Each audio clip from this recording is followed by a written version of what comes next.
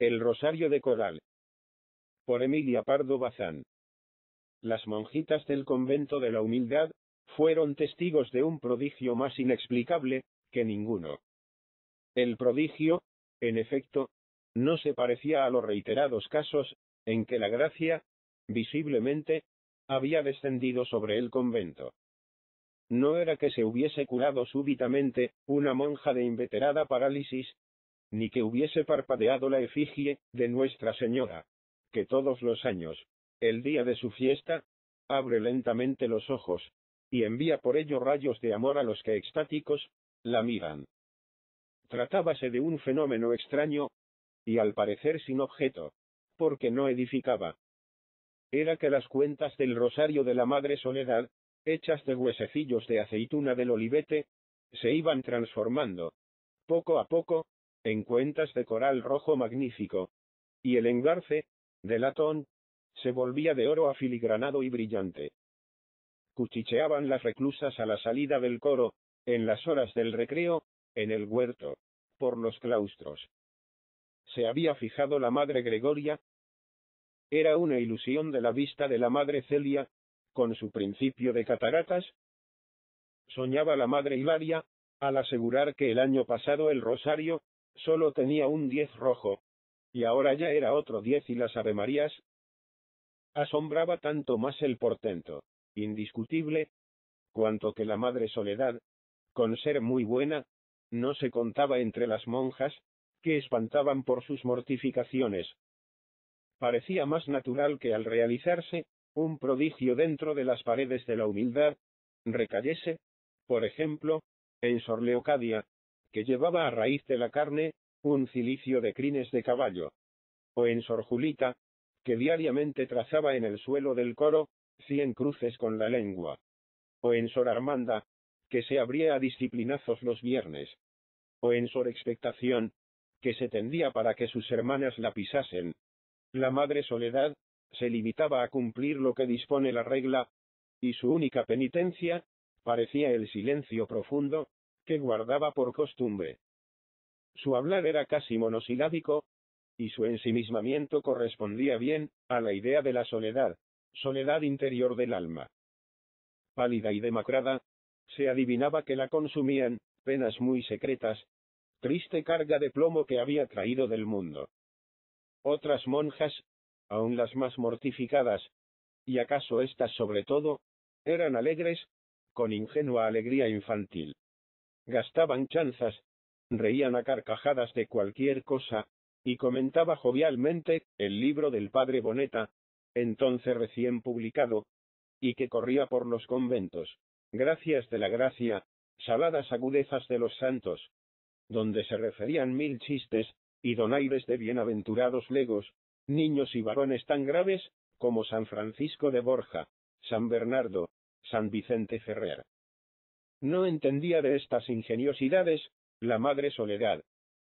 Nunca una sonrisa alumbró aquella cara trágica, donde el dolor estampaba su sello. Y tan calladamente, y tan hurañamente como había vivido, murió la monja del Rosario Milagroso, el día mismo en que la última cuenta de hueso se convirtió en purpúreo grano de coral. El padre visitador de orden llegó a la humildad, cuando acababa de expirar la monja. Encontró a las madres alborotadas y zumbadoras, como colmena en peligro, y preguntó la causa. Le refirieron el hecho singular, y como para él no había clausura, le llevaron a la celda donde la Madre Soledad, vestido su hábito y con una cruz entre los dedos, dormía su último sueño, semejante en todo a una ascética efigie de cera amarilla. Sobre el halda de su sayal descansaba el rosario, parecido a un reguero de sangre salido de las entrañas. Y dicen sus mercedes que antes ese rosario era de huesecillos. Preguntó el padre visitador, gallardo anciano de barba nívea, arrogante estatura. Todas lo podemos asegurar, exclamaron las madres a un tiempo. Campaneó el visitador la cabeza, y se acarició el chorro de plata de las fluviales barbas, meditabundo. Después sonrió, tomó el rosario y le dio vueltas entre los dedos. Por último, dirigiéndose a la abadesa, ordenó que avisen al confesor de la difunta. Deseo hablarle. En la sacristía se encerraron los dos religiosos, el fraile y el monje, porque el visitador era Bernardo, y Capuchino el confesor. Un velón típico, de latón reluciente, los alumbraba, y entre la penumbra de la estancia abovedada y solemne, destacábase la dorada talla de los marcos, y el diminuto lazo de alguna cornucopia, suspensa sobre la cajonada, que encerraba las vestiduras. El visitador fue directamente al asunto. Dígame su paternidad, ¿qué hay de eso del rosario de la monja, que acaba de morir? Porque todo ello trasciende a inocentada de las benditas madres, y yo no gusto de que anden divulgándose casos milagrosos que solo están en la imaginación, y dan que reír al padre Feijóo y al padre Sarmiento. El fraile se recogió un instante antes de responder. Su frente calva, sus ojos de fuego hundidos, sus sienes surcadas, sus labios delgados, amoratados, le daban semejanza con los San Jerónimos de Ribera. Y en efecto, el padre Mauro estaba casi en olor de santidad.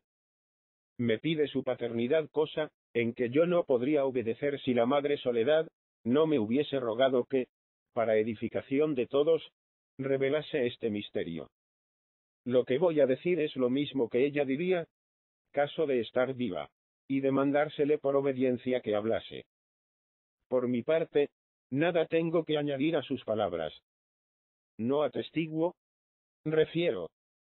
Sepa, pues, su paternidad, que esta monja fue muy desgraciada en el siglo. Y todavía a su desgracia, superó su humillación y vergüenza. Era una doncella muy noble. Su padre, viudo, se había vuelto a casar, y la trataba con despego, dureza y mofa. Su madrastra la obligaba a servirle de criada, a calzarla, a recoger la basura, a fregar los suelos. Su hermano, el que debiera defenderla y ampararla, la quiso entregar a un rico libertino y viejo, que la rondaba, y bueno fue que algún ángel protegiese su pureza. Y por remate, un hidalgo de quien honestamente se enamoró, la sacó de su casa con engaño, y como ella no accedía a sus malos propósitos, la hizo presenciar sus solaces con otra mujer, y después la echó a la calle, de noche, riéndose de sus lágrimas. Entonces el demonio se le metió en el alma a Soledad, inspirándola una sed de venganza tan rabiosa, que entró en la tienda de un armero, y compró un puñal, con resolución de darles por los pechos a su madrastra, a su padre, a su hermano, a su amante, a cuantos la habían ultrajado y afrentado inicuamente. Se escondió en la alcoba de su padre, y, al verle dormido, alzó el puñal. Un dolor agudo en el corazón le dejó paralizado el brazo. El arma cayó a sus pies. Entonces echó a correr, y no paró hasta la puerta de esta santa casa, donde por caridad le admitieron.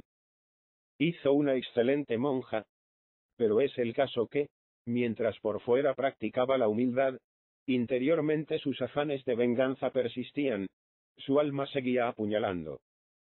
Día y noche, deseaba a los que la habían burlado, toda clase de males, la muerte, y, cosa horrible, la muerte en pecado, sin tiempo a arrepentirse. Decíame no poder vencer tales deseos, y gozar en ellos con delectación infinita.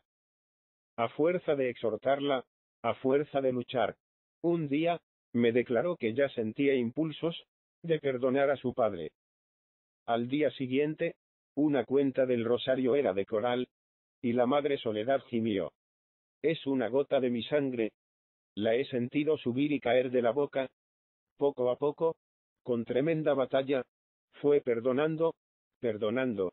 Solo al que tanto amó en el siglo, no acertaba a perdonarle nunca. No había medio de arrancar de su espíritu el odio. Haré penitencia, me decía, me azotaré. Pero eso de perdonar a aquel infame. No, contestaba yo siempre. Dios no te pide que te abras las carnes.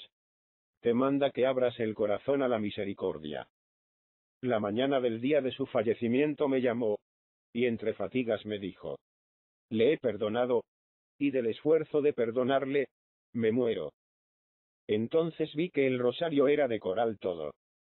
¿Y qué piensa del caso vuestra paternidad? Interrogó el capuchino.